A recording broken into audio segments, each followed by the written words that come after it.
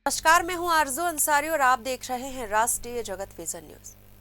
छत्तीसगढ़ आने वाली ट्रेनों में इन दिनों सक्रिय चोर गैंग यात्रियों के लिए बड़ी परेशानी का कारण बन रहा है।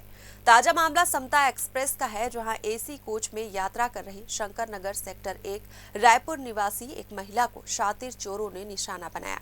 महिला के पास रखा बैग चोरी कर लिया गया, जिसमें नकदी के अलावा लगभग 20 लाख रुपए कीमत के सोने, चांदी और हीरे के जेवरात थे।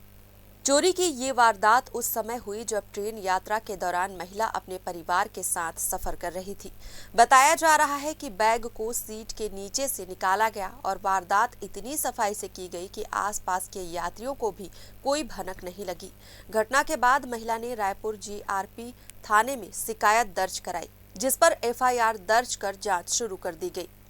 इससे पहले भी चलती ट्रेनों में कई बार इस तरह की घटनाएं सामने आ चुकी हैं। खासकर एसी कोच को निशाना बनाया जा रहा है, जहां सुरक्षा को लेकर अपेक्षाकृत ज्यादा सतर्कता की उम्मीद की जा रही है। लगातार हो रही वारदातों ने रेलवे की सुरक्षा व्यवस्था, आरपीएफ और जीआरपी की कार्यप्रणाली पर गंभीर सवाल खड़े कर दिए हैं।